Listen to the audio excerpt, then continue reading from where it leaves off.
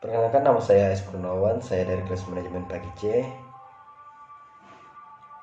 NIM 18 10 41 67 37. Baiklah, saya akan membahas tentang pengertian analisis lingkungan internal dan analisis eksternal pada mata kuliah analisis lingkungan ini. Yang pertama, analisis lingkungan internal.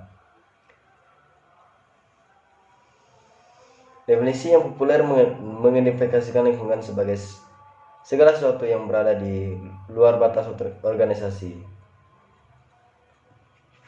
Secara garis besar, sebuah perusahaan akan dipengaruhi oleh lingkungan perusahaan, di mana lingkungan tersebut dapat dibagi ke dalam kedua bagian besar, yaitu lingkungan eksternal dan lingkungan internal. Faktor internal mencakup kekuatan dan kelemahan di dalam internal perusahaan itu sendiri. Penyusunan strategi. Perusahaan yang tepat harus memperhatikan bentuk-bentuk apa kekuatan kelemahan yang dimiliki selain pengertian faktor eksternal. Analisis lingkungan internal perusahaan merupakan analisis yang berguna dalam mengidentifikasikan kekuatan dan kelemahan suatu perusahaan atas dasar sumber daya dan kapabilitas yang dimilikinya.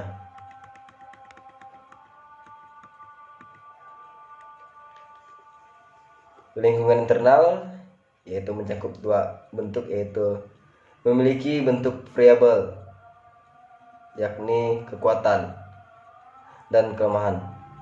Yang kedua, mencakup semua unsur bisnis yang ada di dalam perusahaan seperti struktur organisasi perusahaan, budaya perusahaan, dan sumber daya.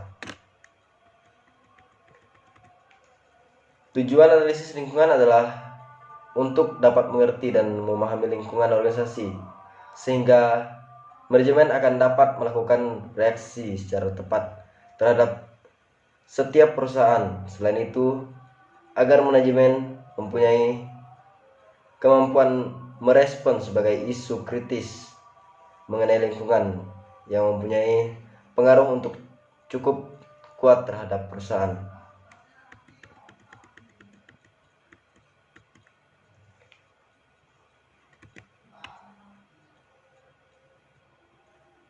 Lingkungan internal ialah lingkungan dalam perusahaan yang perlu didefinisikan.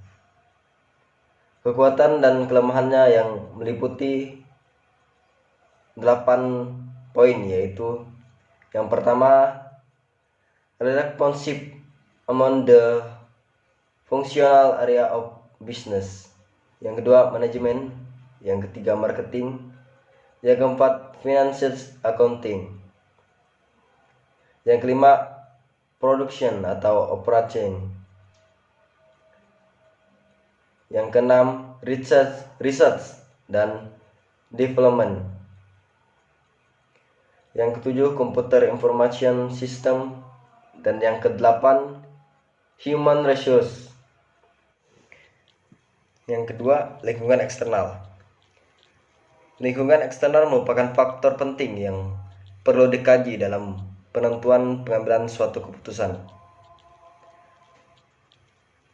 Pengenalan dan pemahaman tentang berbagai kondisi serta dampak menjadi hal mutlak yang harus ditelah lebih lanjut, dikarenakan oleh beberapa hal di antaranya, yaitu jumlah dari faktor berpengaruh tidak kontaks melainkan selalu berubah-ubah.